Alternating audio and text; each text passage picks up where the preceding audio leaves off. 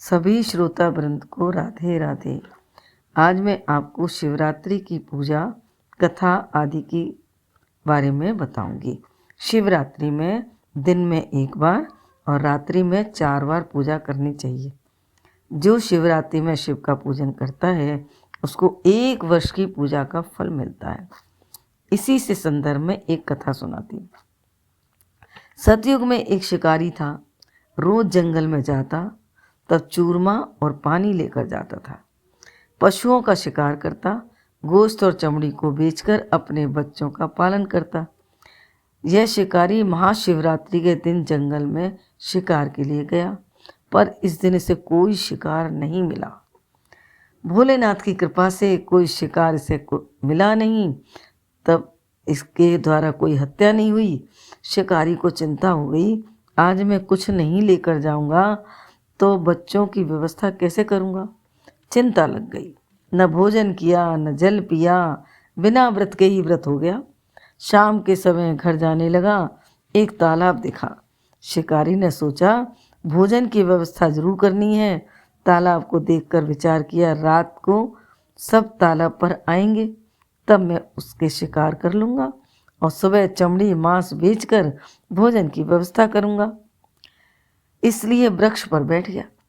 वह वृक्ष बेल का था, उस पर बैठ गया। सूत जी कहते हैं पूरे दिन न जल पिया न कुछ खाया, इसलिए व्रत हो गया। जिस डाल पर बैठा उसी के नीचे एक पुराना शिवलिंग था। प्रहर होते हैं 4 रात्रि में और 4 दिन में। प्रहर रात का, दिन का प्रहर शुरू होता है 6 से 9, 9 से 12, 12 से 3, 3 से 6। रात्रि का प्रहर शुरू होता है 6 से 9, 12, 9 से 12, 12 से 3, 3 से 6। इस प्रकार 8 प्रहर होती हैं। रात्रि के प्रथम प्रहर में हिरनी आई।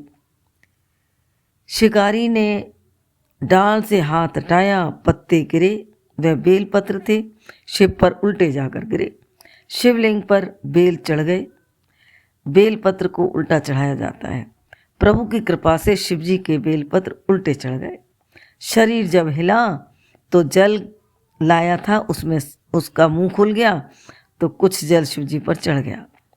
पहले पशु पक्षी आदमी की आवाज़ में बोलते थे।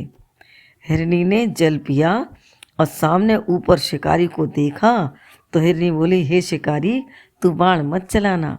शिकारी बोला, मेरे बच्चे भूखे हैं।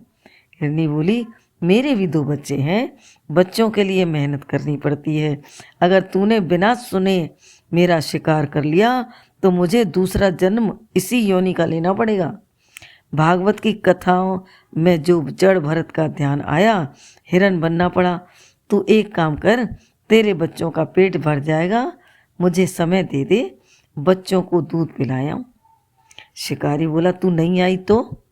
हिरनी जल में गई, प्रतिज्ञा करी, ए शिकारी, जो वेद बेचने पर ब्राह्मण को पाप लगता है वो पाप मुझे मिले यदि मैं वापस ना आऊँ तो। शिकारी को दया आ गई, उसने छोड़ दिया और कहा, जल्दी आना। हिरनी का पति आया, दूसरा प्रहर चढ़ गया।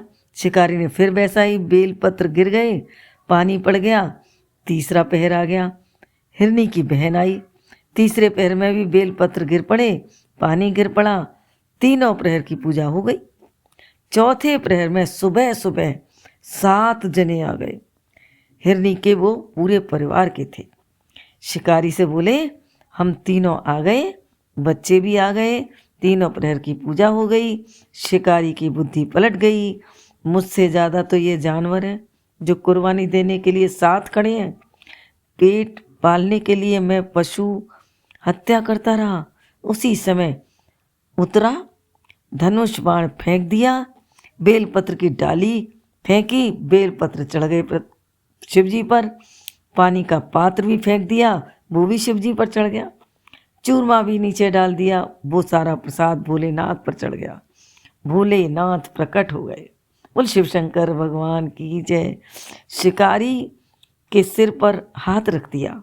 शिकारी चरणों में गिर गया, प्रभु मुझे श्राप दीजिए। भोलेनाथ ने छाती से लगा लिया और कहा, शिकारी, जग में ऐसा कोई नहीं जिसने पाप ना किया हो। पर आज शिकारी तेरे सारे पाप धुल गए। तूने शिवरात्रि की 4 पूजा करी हैं। मैं वरदान देता हूँ कि शिवरात्रि में जो 4 प्रहर पूजा करेगा उसके समस्त जन्मों के पाप कट जाएंगे और मैं उसके यहाँ पार्वती के साथ निवास करूँगा।